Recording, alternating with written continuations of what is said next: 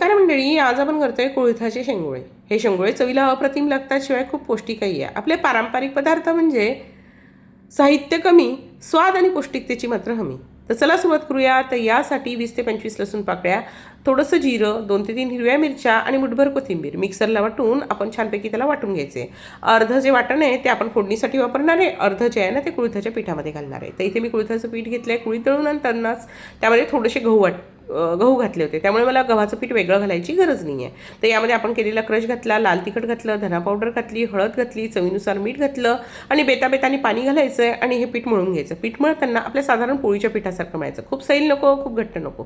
सैल मळलं तर काय होतं, शेंगोळे वळता येत नाही आणि खूप घट्ट मळलं तर शेंगोळे शिजल्यावर कडक होतात. त्यानंतर त्याला तेलाचा हात लावून छान मऊ करून घ्यायचं आहे आणि त्यानंतर अशा तऱ्हेने आपण शेंगोळे वळून घ्यायचे. शेंगोळे वळताना मस्त बारीक बारीक शेंगोळे वळायचे. त्यामुळे काय होतात, ते लवकर शिजतात आणि दिसायलाही छान दिसतात. तर बघा, अशा तऱ्हेने आपण सगळे शेंगोळे वळून घेतले आणि एक छोटासा पिठाचा गोळा मात्र आपण बाजूला ठेवला आहे. आता कढईमध्ये आपण तेल गरम केलं आहे. तेल गरम झालं की त्यामध्ये मोहरी घालायची. मोहरी मस्तपैकी तडतडू द्यायची. मोहरी तडतडली की त्यामध्ये घालून घ्यायचा जरासा हिंग. त्यानंतर घालून घ्यायचा आपण केलेला क्रश. आता हा क्रश मस्तपैकी परतून घ्यायचा आहे.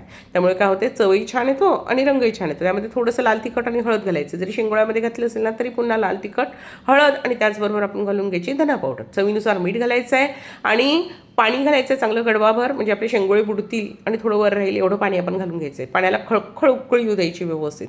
छान उकळी आली की आपले सगळे शेंगोळे त्यामध्ये घालून घ्यायचे आणि मस्तपैकी त्याला शिजू द्यायचे. एक 15 मिनटं तरी व्यवस्थित शिजू द्यायचे. तोपर्यंत आपण काय करायचं, छोटासा गोळा ठेवला होता की नाही, तो गोळा आपण पाण्यामध्ये मिक्स करून घ्यायचा आहे. 15 ते 20 मिनटं व्यवस्थित शिजू द्यायचं आहे, कारण शेंगोळे शिजायला जरासा वेळ लागतो. कारण शेंगोळे हे कुळथाचे म्हणजे डाळीचे, त्यामुळे डाळ शिजायला वेळ लागतो. त्यामुळे याला व्यवस्थित शिजू द्यायचे. हे व्यवस्थित शिजले एक 15 ते 20 मिनटं झाले की त्यानंतर आपण काय करायचं आहे, आपण केलेला जो पिठाचं जे गोळा होता ना, ते पीठ आपण यामध्ये घालून घ्यायचं आहे आणि त्यानंतर सुद्धा 5 ते 7 मिनटं व्यवस्थित शिजू द्यायचं आहे. कारण पीठ व्यवस्थित शिजलं पाहिजे आणि त्याला एक छान दाटसरपणा आला पाहिजे.